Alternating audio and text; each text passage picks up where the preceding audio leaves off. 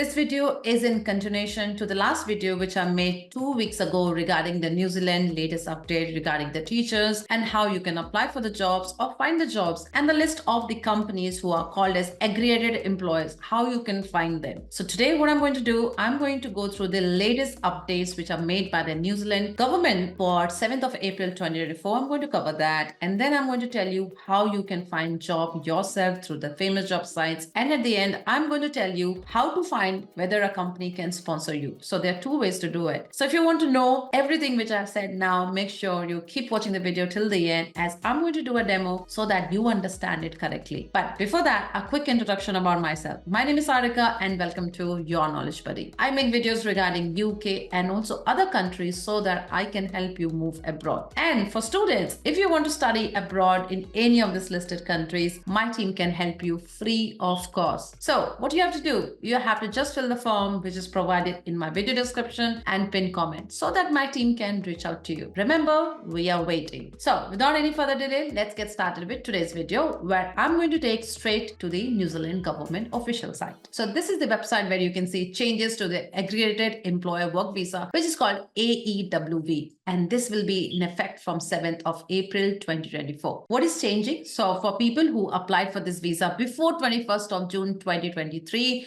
and if your ANZSCO level is 4 and 5, paying at or above the required the wage rate, and currently if you hold a 3-year visa, you will no longer be able to access the maximum time of 5 years. In fact, at the bottom of the screen, you will see that they have removed that 5 years. So now anyone who will be coming on this visa, they can come for an initial of 2 years and the another 1 year will be renewed. But after that, you have to go back to your own country, and after a gap of 12 months, then only you can apply this visa. So this is very similar to what we have in the UK, which is also called an ICT visa, where you cannot settle. It's a temporary visa which allows you to come to the UK. In the same way, New Zealand, this visa, AEWV, you go to New Zealand on a temporary visa, but you cannot settle on that visa. To settle in New Zealand, you will have to switch to a different visa category. It's very similar to a UK. If you have to settle here, you will have to move one of the category like skill visa. So you have to also find another job, another visa to settle in New Zealand. So this is the first major update. And here you can see, if you are at level 4 and 5, and if you are on a pathway to residence, then you're not impacted because they're not touching anyone who are already on a pathway to residence. Now, if you apply for a further this visa on or after 7th of April,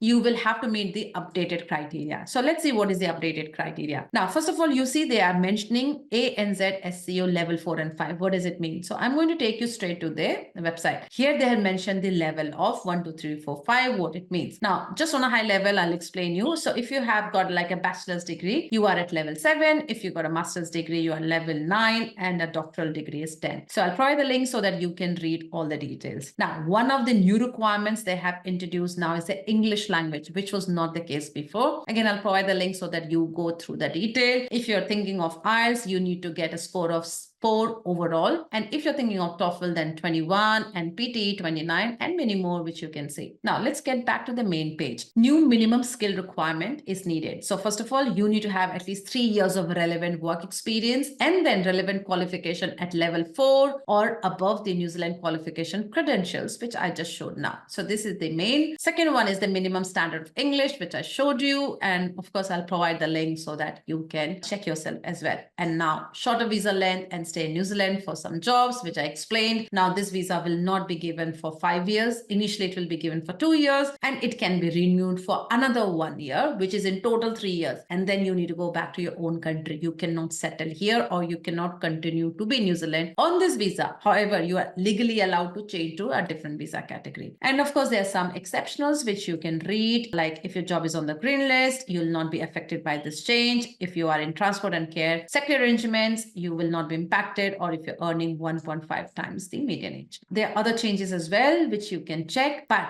the most important, which I think I found, was this one. This is for employers, by the way. Employers wanting to fill the jobs at level 4 and 5, what they have to do, they have to advertise for 21 days rather than 14 days, engage with work and income, and declare the job check why any New Zealanders who applied were not hired. So this is the biggest change, and make sure you read the full details in your free time. Now, moving to the next section for today's video. Now, coming back to my slides. Now, the first one, remember you require a job offer to work in New Zealand. So how can you find a job? Through the different job sites, which I'm going to show. And again, going to remind you, you cannot settle on this visa. This is a temporary visa. Now, moving to the job sites. So there are different job sites, but I'm going to recommend you start with seek.co.new Zealand, trademe.co.new Zealand, LinkedIn, Indeed, and this is the government website, which is www.careers.government.new Zealand. You can also look at Adzuna and Joda. Now, again, remember, you don't have to create your profile everywhere. Pick 3 or 4 of your choice, and then you can get started. Now, let me first give you a little demo of how to find a job.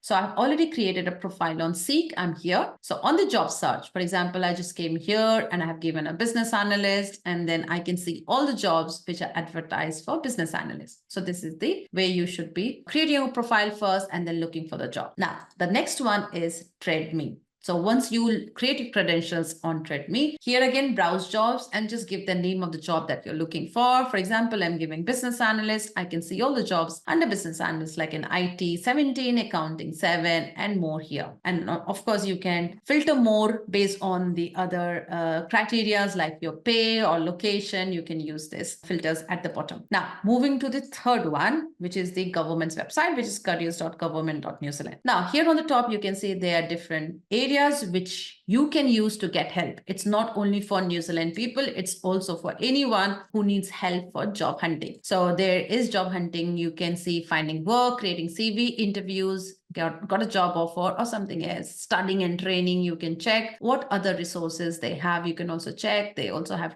tools for creating your CV, which you can use and compare jobs, study options, and many more. What I'm going to do is simply click on job profiles, where it says explore 400 plus profiles, which takes you to this page actually. So here again, I'm going to give business analyst. After a few seconds, you will see all the results which will be displayed for business analyst. So here you can see 339 results for business analyst. Now, this is the way you have to do on LinkedIn, Reed, or any other job sites. Now, since you have understood how to find a job, now just don't go and apply for the jobs blindly. What you can do, first of all, there is a government website where you can give the name of the company to check whether they have license or not. That is the first thing. Second thing, I'm going to show you the PDF which you can use it.